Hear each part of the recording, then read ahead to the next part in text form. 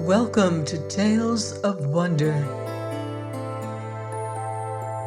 I'm Mardell, and this week we have a fairy tale from the Brothers Grimm.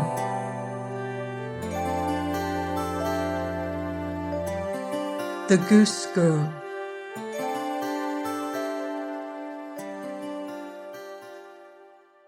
There was once a beautiful young princess who had been promised in marriage to the prince of a far country.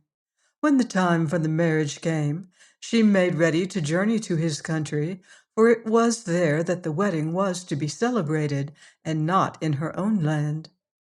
Her mother furnished her with all sorts of grand jewels and beautiful clothes to carry with her, and furniture and linens, and she also made her a present of a wonderful horse named Falada that could talk.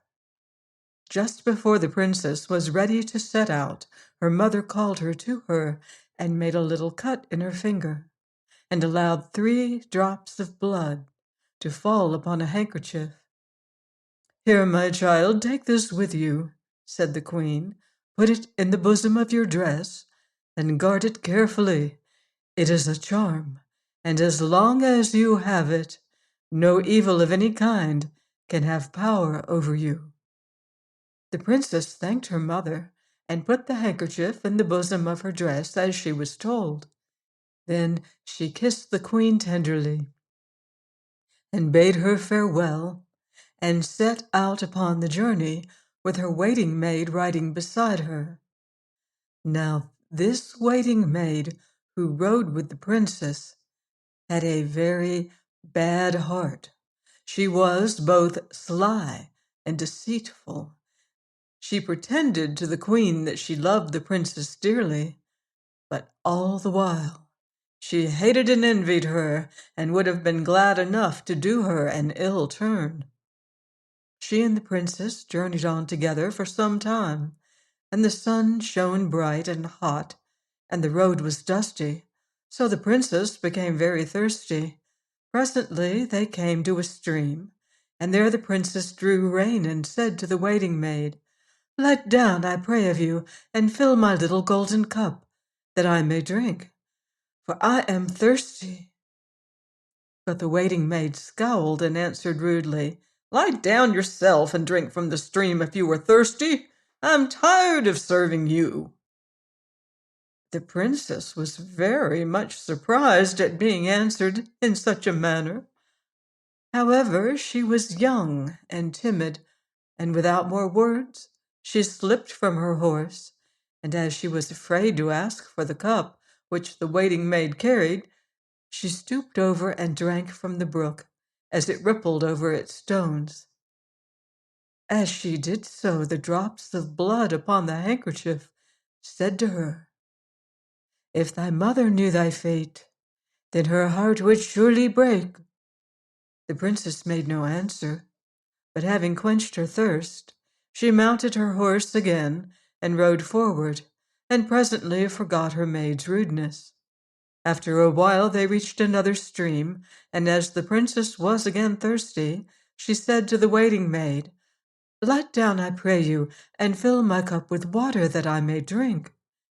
But the waiting maid answered even more rudely than before, "No, I will not. Get down and get the water for yourself, for I will serve you no more." The princess slipped from her horse, sighing deeply, and as she bent over the stream, the 3 drops of blood said to her, "If thy mother knew thy fate, then her heart would surely break." The princess made no answer, but as she stooped still lower to drink, the handkerchief slipped from her bosom and floated away on the stream. But the princess did not notice this, because her eyes were full of tears. The waiting maid noticed it, however, and her heart was filled with joy, because now the princess had nothing to protect her. and the wicked servant could do with her as she chose. When the princess rose and was about to mount Falada, the waiting maid said to her, "Wait a bit. I'm tired of acting as your servant. Now we will try it the other way round. Give me your fine clothes, and you can dress yourself in these common things I am wearing." The princess was afraid to refuse. She gave the waiting maid her beautiful dress and her jewels, and dressed herself in the common clothes. Again she was about to mount Falada, but again the waiting maid bade her stay. "You shall ride my horse," said she, "and I will ride Falada." As she said, so it was done. The waiting maid also made the princess swear that she would tell no living soul who she was. The princess dared not refuse for fear of her life, but Falada made no such promise, and he had seen and heard all that had happened. When they rode on again, the waiting maid was in front, dressed in the fine clothes and mounted on Falada, and the princess came behind on the waiting maid's horse, and she was dressed in the common clothes, but even so, she was far more beautiful than the servant. They reached the palace, and the prince came out to meet his bride. He lifted down the waiting maid from Falada, for he thought she was the princess, and he led her up the grand stairway and into the room where the king sat. But the princess was left below in the courtyard, and no one paid any attention to her. The king was surprised when he saw the waiting maid, for he supposed her to be the princess, and he had expected her to be much more beautiful. However, he said nothing about it to anyone, but made her welcome.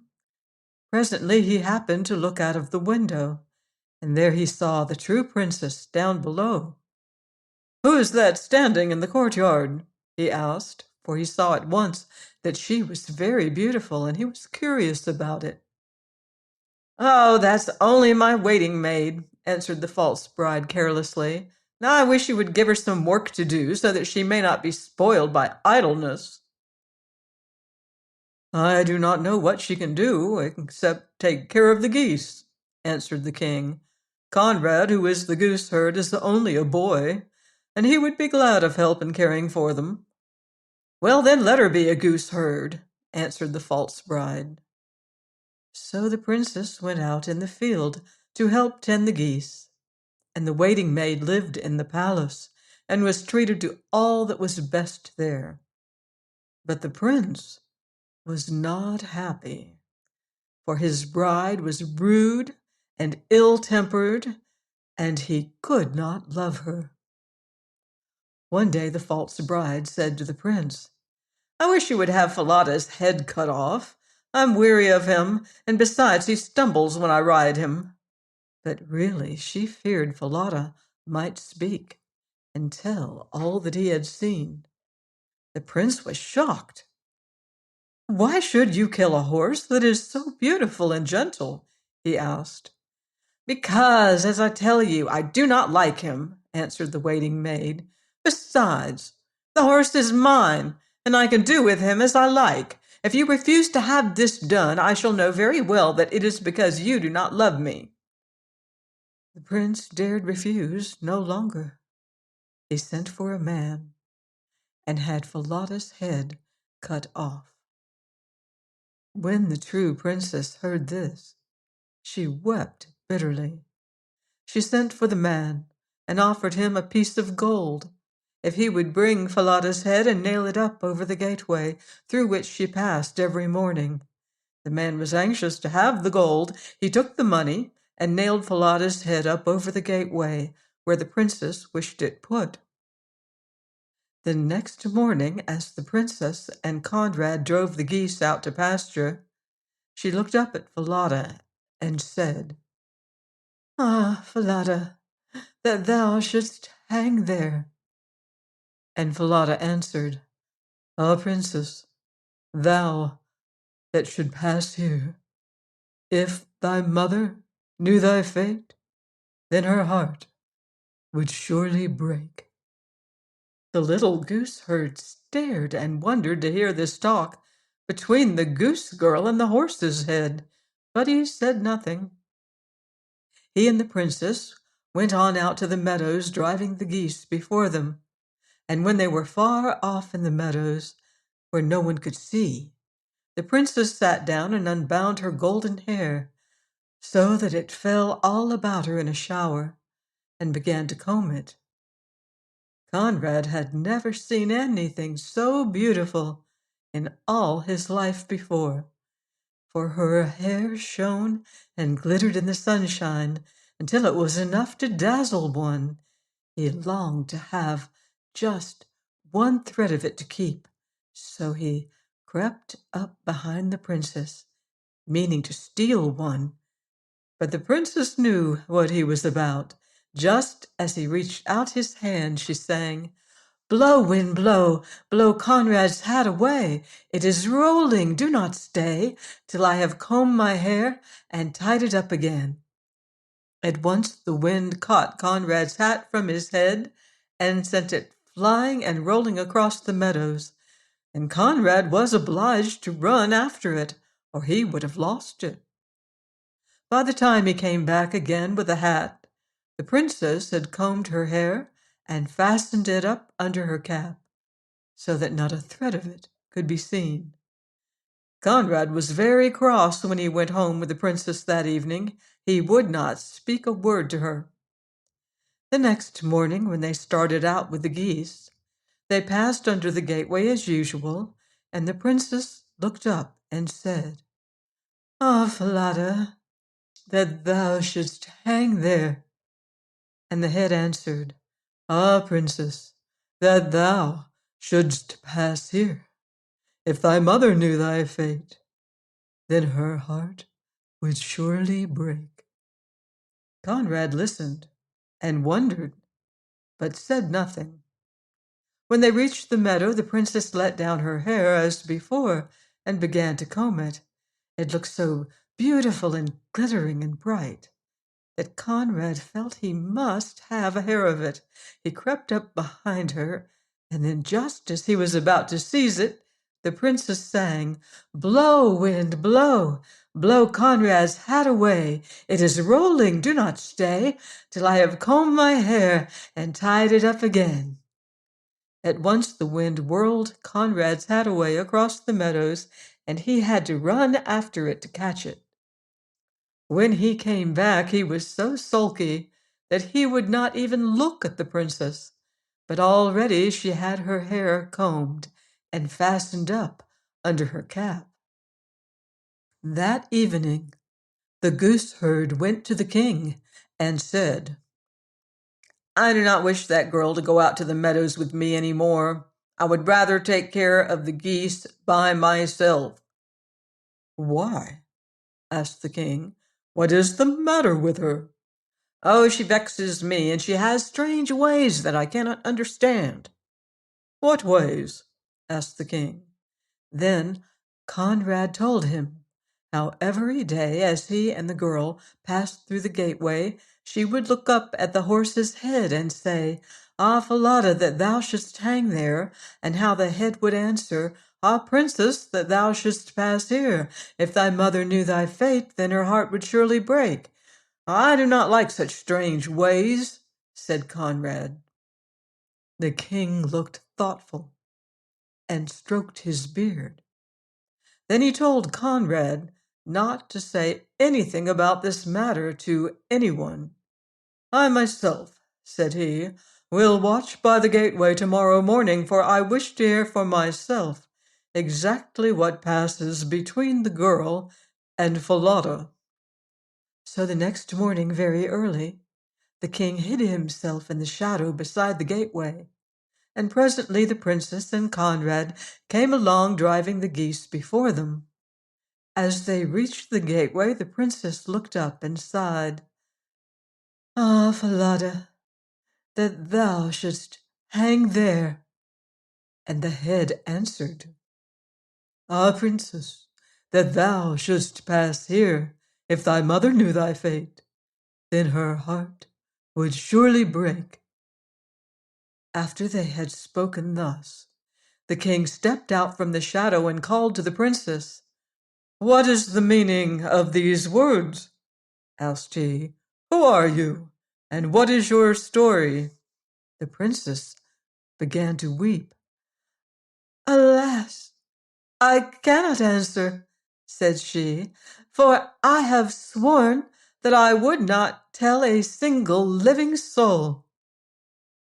"Very well," said the king. "If you have sworn, then you must keep your oath. But tonight, after all the servants have left the bakehouse, go and tell your story to the great oven that is there." This the princess promised she would do. So that night when she came home, she went into the bakehouse and looked about her. She saw no one, and she thought she was there alone.